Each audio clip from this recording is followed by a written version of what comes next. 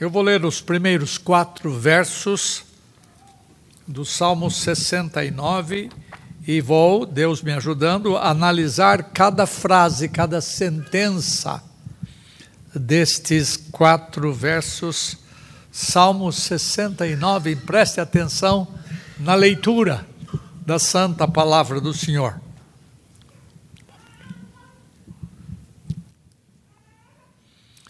Salva-me, ó Deus, porque as águas me sobem até a alma. Estou atolado em profundo lamaçal, que não dá pé. Estou nas profundezas das águas e a corrente me submerge.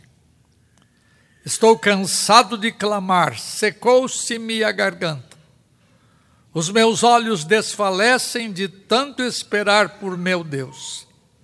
São mais que os cabelos da minha cabeça os que sem razão me odeiam. São poderosos os meus destruidores, os que com falsos motivos são meus inimigos. Por isso, tenho que restituir o que eu não furtei. Este é um salmo messiânico, é um salmo que aponta para alguém que haveria de vir. Quem escreve é o salmista, provavelmente Davi, e ele passou por tempos difíceis, mas aqui ele não está dizendo realmente alguma coisa de si mesmo, ele está falando de alguma coisa ou de alguém que haveria de aparecer posteriormente, séculos depois, na verdade. E todos os seres humanos têm fardos para carregar, mas nenhum tão pesado como o que Jesus carregou. Ninguém neste mundo jamais foi chamado de o homem de dores, mas o peso das suas aflições deu ensejo a esse apelido, varão de dores. E o Messias sofredor possuía uma natureza humana sensível e pura. Ele não foi concebido nem nascido em pecado como nós, mas experimentou dores desde o seu nascimento até o dia em que ele morreu. Então, deixa-me ver algumas coisas desse texto aqui. Vamos ver a primeira frase. O Messias estava sofrendo em águas profundas. Ele fala assim: salva-me, ó Deus, porque as águas me sobem até a alma. As dores do Messias foram tão intensas que ele soltou um pedido de socorro. Imaginem, o Messias, Deus homem todo-poderoso, se colocou numa posição de servo sofredor, a ponto de sentir-se só e precisar de gritar por socorro. É meio difícil para eu imaginar o Rei dos Reis, o Senhor dos Senhores pedindo socorro. É uma situação única que nunca havia até então acontecido e nunca mais vai acontecer. Essa foi a única vez na história humana que alguém tão poderoso chegou a pedir socorro. É uma situação irrepetível. Entretanto, eu devo entender que quando o Filho de Deus resolveu se encarnar, oferecendo-se voluntariamente para essa dura tarefa, ele se colocou numa posição de dependência total do seu Pai que o havia enviado. O Filho encarnado resolveu trabalhar em águas profundas. Ele pegou uma tarefa, como eu disse há pouco às crianças, uma espécie de escafandrista, sem ter suporte de ninguém no meio da inundação do seu ser. O tratamento dos pecados daqueles por quem morreu era uma tarefa que exigia profundos sofrimentos. Nós celebramos todo domingo aqui a ceia do Senhor, recordando o que foi feito, e o que foi feito não é nada mais, nada menos do que o retrato que esse texto mostra. E à medida que ele tratava dos pecados dos homens diante de Deus, ele percebeu as águas do julgamento divino e que estavam penetrando as profundezas da sua interioridade, da sua alma. E nesse momento, essas águas penetrantes, ele experimentou o que o salmista havia dito. É no Salmo 116, o salmista disse assim: angústias do inferno se apoderaram de mim, e eu caí em tribulação e tristeza. Essa frase não cabe em ninguém como cabe em Jesus Cristo. E ele experimentou as angústias do inferno. E o pecado dos homens pelo qual o Messias sofria era como uma lama suja em que ele se afundava. As consequências do pecado humano penetraram a parte mais interior da alma humana de Jesus Cristo. E a expiação da penalidade de nossos pecados tornava necessário o sofrimento do Messias, tanto do corpo quanto da alma.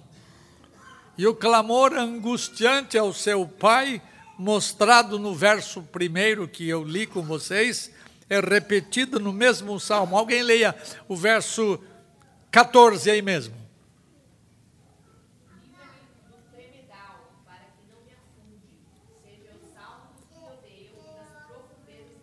Isto, a palavra tremedal que a Cláudia leu dá a ideia de uma lama que segura a gente no fundo do poço. Há rios que possuem depósito de lodo negro, de forma que aqueles que ali caem se encontram numa situação muito calamitosa, porque à medida que eles tentam sair por si próprios, eles se afundam mais ainda. Esse é o tremedal de lama. E então eles precisam de ajuda de outra pessoa para se livrarem do tremedal de lama. Nunca a ajuda vem de si mesmo, mas sempre dependemos de alguém fora de nós próprios. É necessária uma força externa para que haja libertação. E por causa do estado de humilhação, o Messias teve que pedir socorro ao único que poderia livrá-lo daquelas profundas águas. A nós também é permitido pedir socorro em hora de aflição, em hora de afundamento. Podemos pedir libertação das águas profundas, entretanto, você não vai morrer de águas profundas, porque Ele tomou o seu lugar, Ele substituiu você, a fim de que você não viesse a perecer. A morte substitutiva de Jesus Cristo fez com que nós não enfrentássemos essas angústias e aflições de morte. Temos aflições? Temos, mas não de morte. Porque as angústias do inferno, as aflições de morte caíram sobre ele. Há várias causas que nos levam a estar em águas profundas. Algumas vezes é o nosso próprio pecado que nos faz cair lá no fundo. Outras vezes somos colocados em águas profundas para que a nossa fé e dependência de Deus sejam testadas. Outras vezes somos colocados em águas profundas para que aprendamos melhor a glorificar a Deus. Também podemos entrar em águas profundas para que possamos ver as nossas próprias fraquezas. Elas nos dão uma boa noção de quão sérios são os nossos pecados à vista de Deus. É uma pena que poucos conseguem enxergar as causas nefastas que o pecado produz. Quando você não puder usar a sua espada, e ali em águas profundas é um lugar onde você não pode usar a espada, a única arma que você pode usar é a oração. A única arma que você pode usar é derramar sua alma perante o Senhor do céu e da terra. Isso nunca é proibido, a oração é um santo recurso ao qual devemos recorrer. Nunca a oração é fútil. Sempre há poder quando oramos de acordo com a vontade de Deus e debaixo da graça de Deus.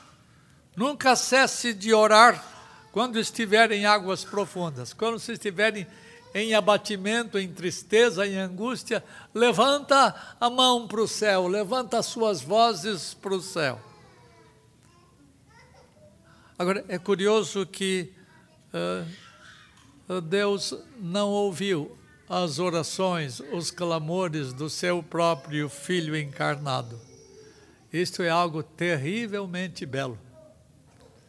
Terrivelmente porque é um espetáculo quase difícil de contemplar. Belo porque foi em benefício seu e meu.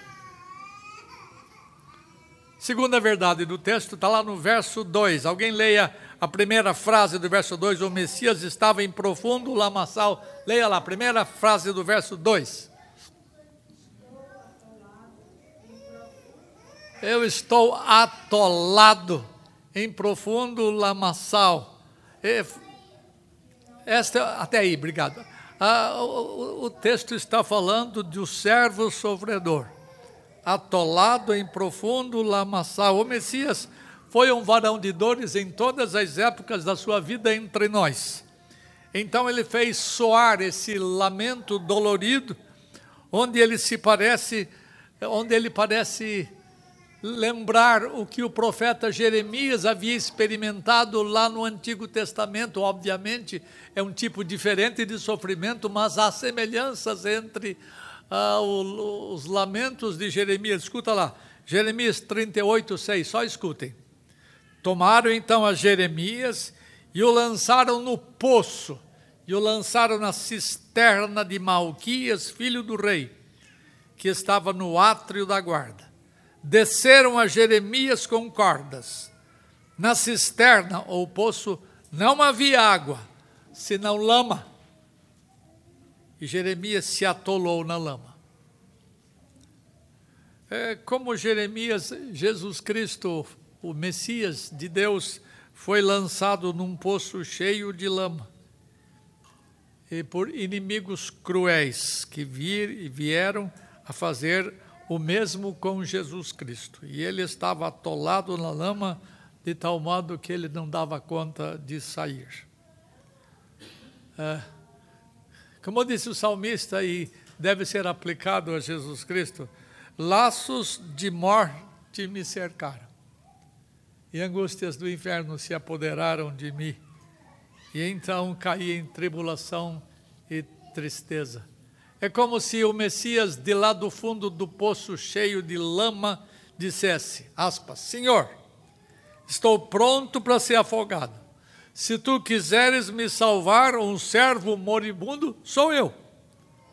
As minhas dores são muitas e muito profundas, Senhor. Estou atolado e não posso sair.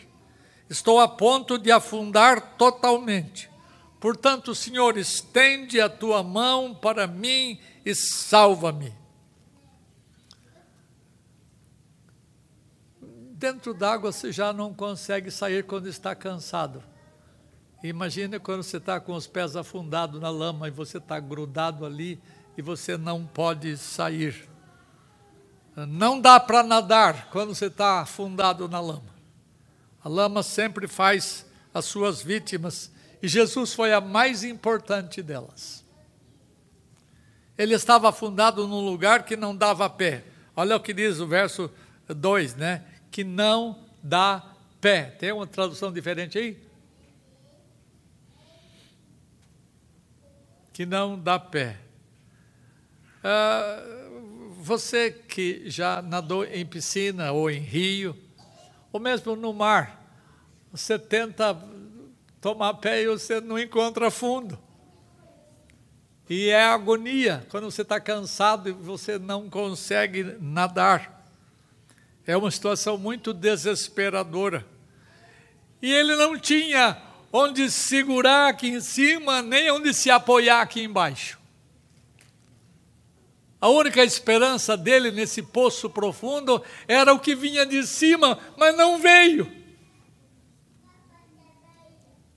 Ele estava em profundezas das águas. Veja a parte C do verso 2. Estou nas profundezas das águas. Enquanto um abismo é cheio de água, um bom nadador consegue se safar, possui esperança de chegar à margem do rio. Entretanto, não há muita coisa a fazer quando o cansaço começa a atingir e o temor começa a tomar conta, até que começa a afundar nas águas profundas. Há muita consequência de se pensar, de se penetrar águas profundas. Elas são enegrecidas e causam temor, e as forças nos levam a fraquejar. E o Messias sofredor experimentou águas profundas e teve grandes medos. A Bíblia fala em Marcos que Jesus teve grande temor.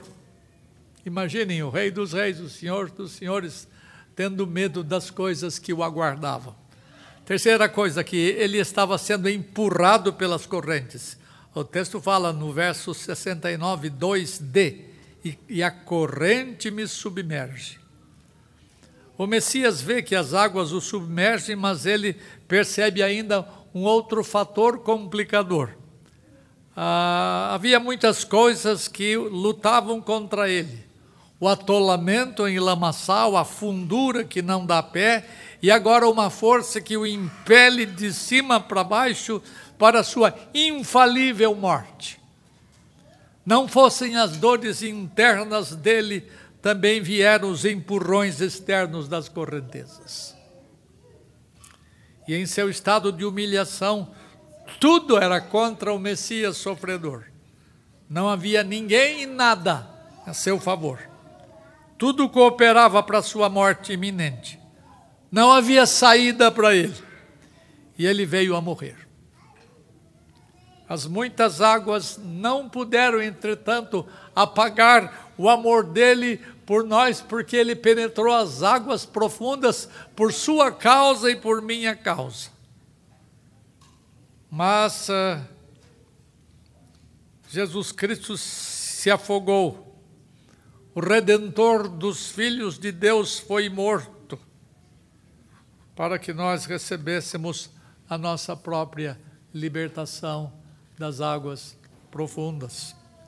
Veja no verso 3, alguém leia para mim: o Messias apelou, mas ninguém veio em seu socorro. Verso 3. Estou cansado de clamar, secou-se minha garganta, os meus olhos desfaleceram de tanto esperar por meu Deus. Vamos ver rapidamente essas frases, Sérgio. O clamor foi estafante. Ele disse: estou cansado de clamar. O Messias não clamou uma ou duas vezes, o seu clamor era constante. Daí ser cansativo, não era um único clamor por frivolidades, mas clamor continuado, acompanhados de profunda angústia. Certamente os seus clamores foram em grande fervor de alma, os seus clamores ao Senhor foram carregados de fortes emoções e dores. E não se esqueça de que o seu corpo estava atravessado por pregos, o seu lado atravessado por uma lança, e a sua cabeça ferida por causa da coroa de espinhos. Além disso, o sofrimento dele vinha principalmente pela ação, pasmem, pela ação de abandono do seu pai. Isso é o mais dolorido. E essas coisas todas tornaram a sua garganta cansada, por causa dos seus muitos clamores. Hebreus 5, 7 fala assim: ele, Jesus, nos dias da sua carne, tendo oferecido com forte clamor e lágrimas, orações e súplicas a quem podia livrá-lo da morte, mas esse que podia livrá-lo da morte não o fez. Se você usa a voz muito tempo, em circunstâncias normais, a sua garganta já se ressente. Imaginem, então, o clamor forte numa situação extremamente calamitosa. Ele gritava em meio à grande agonia e estava exausto. Veja o efeito desse clamor constante em meio à angústia. Vamos analisar outra frase. Secou-se-me a garganta, o clamor foi exaustivo. Quando você grita muito, mesmo numa farra, numa brincadeira, em qualquer evento, você já sente a sua garganta secar. Nós, os pregadores, quando falamos demais e muito alto, conhecemos isto muito bem. Entretanto, as nossas razões são muito diferentes das razões do Messias. Este clamava em alta voz e em grande angústia, o que prejudica muito mais ainda a garganta. E Jesus estava com a garganta esfogueada e inflamada. A sua garganta estava entrando num estado de exaustão. A terrível sede torturava o seu corpo. E para piorar, quando ele pediu água, Renata, o que deram para ele?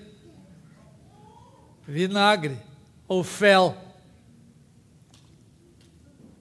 E a sua garganta se via em chamas de fogo, porque os seus clamores eram feitos em grande sofrimento de alma. Veja, o texto fala que o clamor, 3c, o clamor foi feito a Deus. Os meus olhos desfalecem de tanto esperar por meu Deus.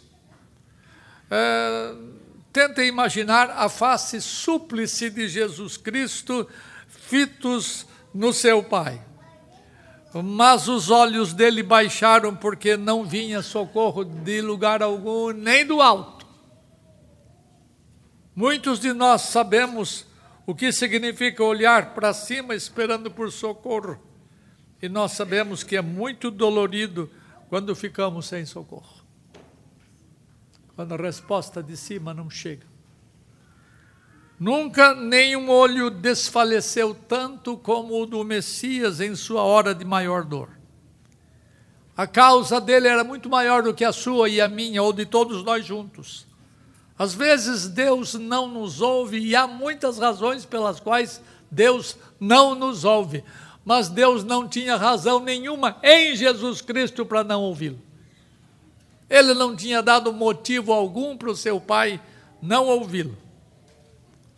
A sua única saída era era suplicar por socorro a quem o pudesse ouvir.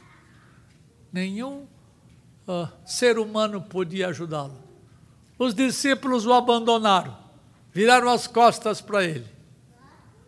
Um seu chegado traiu-o, outro o negou, todo mundo disse não para ele. Então ele apelou para o único Redentor, e ele também não ouviu. Eu estou enfatizando isso para vocês entenderem que era muito dolorida a situação do filho e do pai. Do filho por sofrer o que sofreu, do pai por entregar o que mais caro ele tinha. Perceba que o Messias chama Deus de meu Deus. Não é Deus chamando Deus de Deus. É o Deus homem chamando Deus de meu Deus. Como homem, ele tinha um Deus, que por santa coincidência era meu Pai. E meu Pai é um título perfeito, é uma frase perfeita que cabe na boca de Jesus, porque ele é o Filho único de Deus, o unigênito de Deus. Mas chamá-lo de Deus é por causa da sua humanidade. Chamá-lo de meu Deus. E o clamor foi sem efeito. Olha só, 69, 3d. Os meus olhos desfalecem de tanto esperar por meu Deus.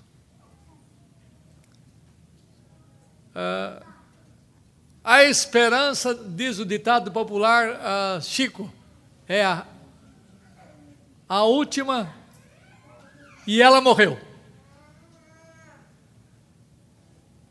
A esperança morreu. Somente Deus poderia livrá-lo da morte. Ele era a sua única esperança. Mas mesmo os fortes clamores foram debalde. Aquele em quem ele confiava não respondeu ao seu pedido de socorro. E foi a única vez que Deus disse não ao seu próprio filho. E em todas as suas orações, diz a Bíblia, ele teve o sim em Deus. Mas não com respeito à oração em seu próprio favor. Ele atendeu os pedidos que Jesus Cristo fez em favor de você, em favor de mim. Por exemplo, eu oro pelos que ainda vão crer, orando por você e por mim. Deus ouviu todas as orações que Ele fez em nosso favor, mas não ouviu a oração que Cristo fez em seu próprio favor. Deus fechou os seus ouvidos ao Messias para que pudesse ouvir as nossas orações, os nossos clamores. E o Messias foi ignorado, porque Deus sabia o que estava fazendo. Ele havia decidido que as coisas fossem do jeito que elas foram. Ele havia decidido salvar pecadores. E a salvação de uns teve que significar a morte de outro. Uma quarta verdade do texto, verso 4a, alguém leia a primeira parte. O Messias tinha muitos que o odiavam. Aí lá.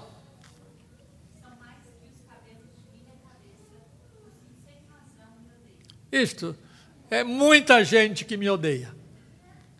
Enquanto ele clamava ao seu Deus, ele ouvia palavras de blasfêmia de seus inimigos que se encontravam ali na cruz, ao redor da cruz, e ele podia perceber isso em todos os lugares por onde passava. Se você ler Mateus 27, 27 a 31, e Mateus 27, de 39 a 44, eu não vou ler agora, que é um texto longo, você pode ver o ódio das pessoas um pouquinho antes da cruz, e o ódio das pessoas enquanto ele estava na cruz. Sai daí, Messias, você salvou outros? Se vira, salva-te a ti também. E os homens zombavam dele.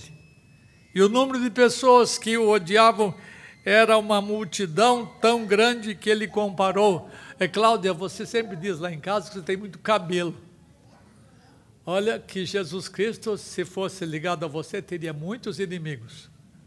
Porque você tem muito cabelo. E são como os cabelos da minha cabeça os que me odeiam. Dá para você ver que, exceto a ação da graça divina, todo mundo é odiador do Senhor. Se você estivesse ali, na cruz, no meio daquela turba, vendo aquele espetáculo, você faria parte da turba dos zombadores cheia de ódio. Quando você vê um filme sobre a crucificação, um filme sobre a morte de Jesus, você pensa assim: eu não seria mal como os judeus, eu não seria mal como os soldados romanos. Seria sim, a menos que a graça de Deus atingisse você ali e desse a você um novo coração, um coração amante de Jesus Cristo. Se Deus não fizesse isso, você seria um odiador dele também. Quinta coisa, o Messias sofreu o ódio sem motivo algum, verso 44, 69, 4b. São mais... poderosos os meus... Não, a parte B, Sérgio, 4. São mais os cabelos da minha cabeça, os que sem razão. Não se espante com o ódio de inimigos. Se você estivesse, repito, você certamente também o odiaria, porque o ódio a Jesus Cristo é natural no pecador que está sem a graça divina. Eu queria que você recordasse do tempo que você não era cristão ainda. Se você se recorda do tempo que você não conhecia o Evangelho, você zombava dos crentes, você zombava da Bíblia, você zombava de tudo. Sem a graça divina, nós tornamos odiadores de Deus. Não se esqueça de que o grande apóstolo Paulo, antes de receber a graça divina, o que ele fazia? Ele perseguia os cristãos, matando-os, fazendo-os sofrer. Assim acontece hoje, e nós vamos vendo cada vez mais na geração nossa e nas gerações que se seguirem, se é que vamos ter gerações pela frente, nós vamos ver mais e mais o ódio contra Jesus aumentando. Quem ama as trevas odeia a Jesus, porque ele é a luz. Mas isso não é motivo para o ódio. Foi nesse sentido que Jesus disse que sem razão me odeiam. Se o mundo vos odeia, disse Jesus, sabei que primeiro do que a vós outros me odiou a mim. Se vocês forem perseguidos, eu espero que vocês sejam, e eu também, perseguidos, lembrem que antes que nós, Jesus Cristo foi perseguido. Por causa do ódio. Eles não podem fazer, os odiadores não podem fazer nada contra Jesus Cristo. Porque ele é inalcançável, inatingível, mas eles podem odiar os irmãos de Jesus Cristo, os filhos de Deus. E vocês e eu, um dia haveremos de ser perseguidos por causa do fato de nós estarmos na luz. E quem está nas trevas odeia a luz. Você teria razão de ser condenado, mas não Jesus Cristo. Ninguém é capaz de encontrar Jesus motivo nenhum de tropeço. Por isso que disse, sem causa me odeio.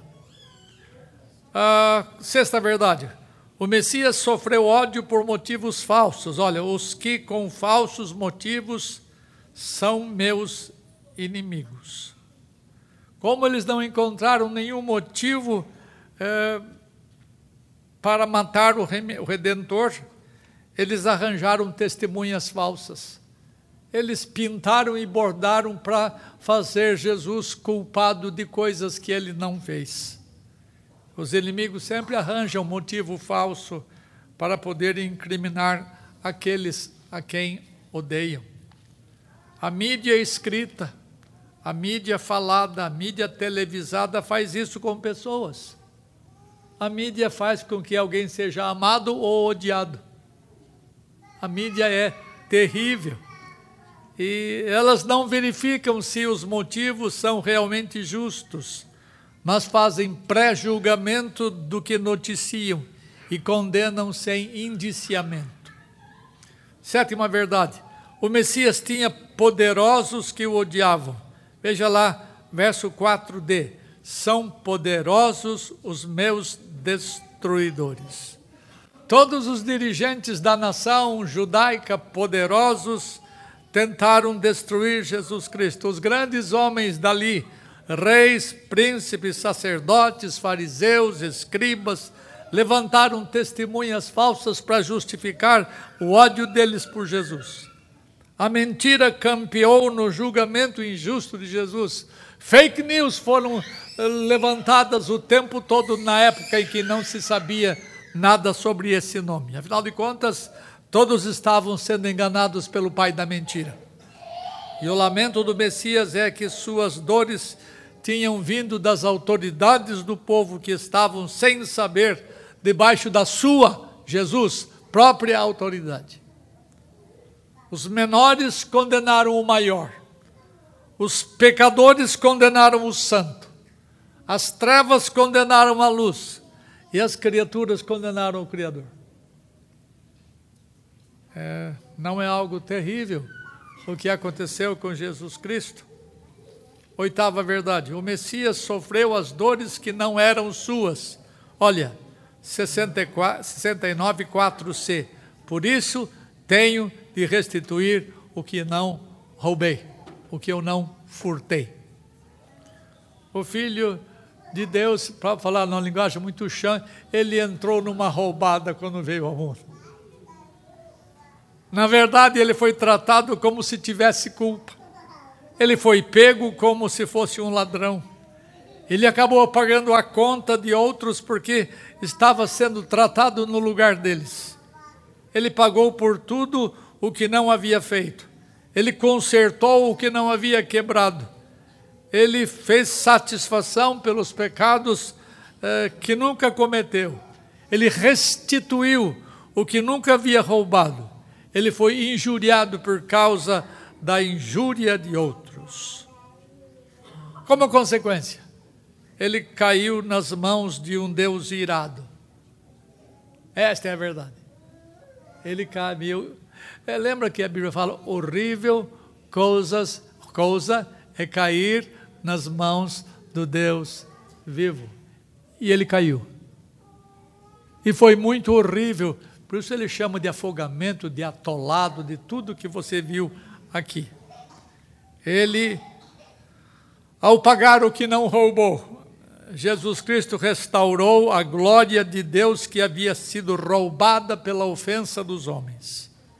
Quando o Filho de Deus encarnou, ele se esvaziou da sua glória, assumindo a forma de servo, para poder trazer glória novamente ao Pai. Ele restituiu o que não havia furtado. Era a única maneira de não cairmos pessoalmente na ira de Deus, é ele enfrentar a ira de Deus em nosso lugar, substitutivamente. Essa parte final do verso 4 parece ser uma sentença proverbial, pois denota como um inocente foi injustamente tratado. No Antigo Testamento, no Pentateuco, em Êxodo 22, fala que quando uma pessoa rouba um boi, um gado qualquer, ela tem que pagar 5 vezes mais o valor do gado roubado. Escuta lá, 22:1 de Êxodo. Se alguém furtar boi ou ovelha e o abater ou vender, por um boi pagará 5 bois e 4 ovelhas por uma ovelha. 75% a mais. Entretanto, obrigar um homem a pagar o que ele não tinha roubado era uma grande injustiça. Preste atenção no que eu vou dizer agora. Fazer alguém pagar o que nunca roubou é uma grande injustiça. Então você pode dizer, Deus foi então injusto? Essa é a grande pergunta. Ele teria sido injusto se ele fizesse outro pagar. Mas ele enviou alguém de si próprio. Deus enviou Deus para tomar o nosso lugar. Não foi injustiça. Injustiça é fazer com que outro ser pague. Mas Deus mandou alguém de si mesmo, o ser divino, o Filho, para pagar a conta. Deus exigiu o pagamento e Ele próprio providenciou o pagamento. Ele próprio pagou a conta que Ele exigiu. Por isso que não há injustiça da parte de Deus. Haveria injustiça se Deus enviasse outro ser para pagar, eu repito. Mas Ele enviou aquele que havia vindo do seio do Pai, do seu próprio seio. E esse ato de restituição do que não havia roubado é a maior boa nova que nós podemos receber. Isto é evangelho de verdade. O que eu estou lhes ensinando nesta manhã é puro evangelho. É alguém que não tinha conta para pagar a conta de outros, amando de um outro, que não fez injustiça. Ele fez justiça no sentido de os nossos pecados serem punidos, mas ele não fez injustiça em matar Jesus Cristo, porque Jesus Cristo havia vindo dele próprio. É o próprio Deus tomando providências quanto aos seus próprios decretos. Você pensa, vou repetir a ideia, você pensa que você seria melhor do que aqueles que odiaram a Jesus? Você pensa que não faria o que eles fizeram? Tente se imaginar sem a graça divina. É possível que tenha alguém aqui que ainda não recebeu a graça divina. Você não tem amor por Jesus Cristo. Você não tem comprometimento nenhum com Jesus Cristo. Você vai uma hora manifestar como o mais vil odiador de Deus, se a graça não atingir o seu coração. Se a graça de Deus não lhe der a liberdade da glória dos filhos de Deus, se a graça de Deus não mudar a sua maneira de ser, de ver, de sentir, de agir. Tomara Deus tenha misericórdia de você, que não tem comprometimento nenhum com Deus. E você pare de ser um odiador de Deus, ainda que secretamente. Ouça este lamento do Messias sofredor. E agradeça a Deus porque foi por sua causa que ele padeceu tão duramente. E eu repito o texto agora, eu analisei parte por parte dele.